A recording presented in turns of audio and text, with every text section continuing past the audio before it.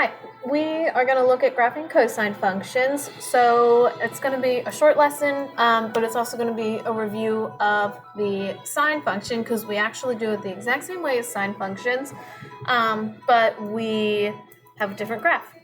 So first example, y equals cosine of 4x plus 4 pi plus 2. Okay, so first thing, remember label A, B, H, and K. So vertical shift would be the K, and that goes up 2. So we can draw that line for the vertical shift. Amplitude, remember, is the absolute value of A, which is just 1.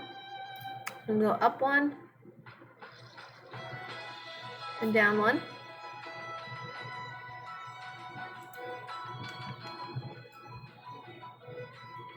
Okay. And then phase shift, remember, just always write down the equation opposite of H over B. So we actually haven't seen this before. H is positive, so it's actually going to be negative 4 pi over 4, which is negative pi. So that actually, negative pi is right here. So we actually move to the left of the y-axis. And that's where we start. Period, so we are in radians, so 2 pi over b, which is 2 pi over 4, which is 1 pi over 2, or half pi. So what happens here is, remember, we need to add to the phase shift. And we actually get, so negative 1 plus 1/2 is going to be negative 1/2 pi. So I'm actually going to end right here. Okay, so it's really tiny. So when we graph cosine, we have 2 at the top of the box, 1 at the bottom middle of the box, so it's less points, and then we're going to draw kind of like a, almost like those birds you used to draw when you were little, if you ever did that. So just kind of a V with like rounded edges, I guess you can say. So a V with rounded edges. So that's what the cosine graph looks like. Okay, so just to kind of clarify.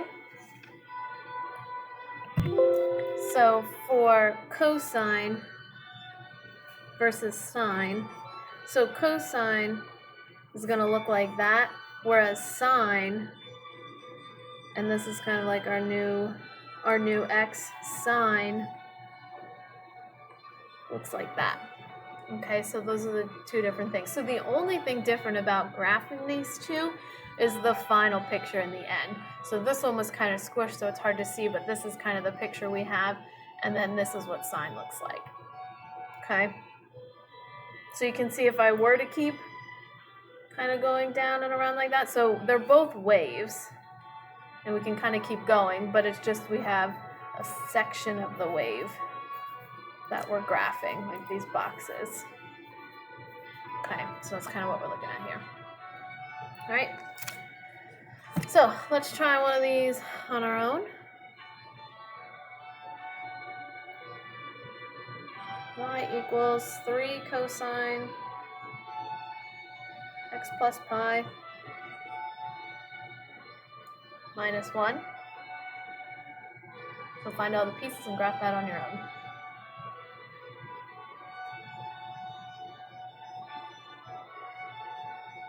ABHK, vertical shift is K, which is negative 1, so it shifts it down negative 1.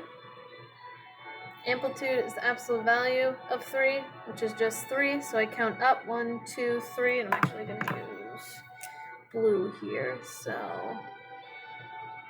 up 3, then you go down 3, 1, 2, 3. Okay, so there's the top and bottom of the box. Phase shift opposite h over b. So it's negative pi over 1, negative pi. So we just start here at negative pi. Okay. Period is 2 pi over b. 2 pi over 1. 2 pi. So we have to add to phase shift, which is actually equal to pi. So negative pi plus 2 pi. So we travel 1, 2 pi, which puts me at pi. Okay, so remember that's not the starting point, or that's not the ending point. It's we add it to the phase shift. It's how long the period is. And then when we draw our graph in, 2 points at the top, 1 at the bottom, and then just draw that U shape in there like that. Okay. Just make sure if there's a negative in the front of the graph, this whole thing would be flipped. So then you'd have 2 points at the bottom and 1 point at the top. Okay.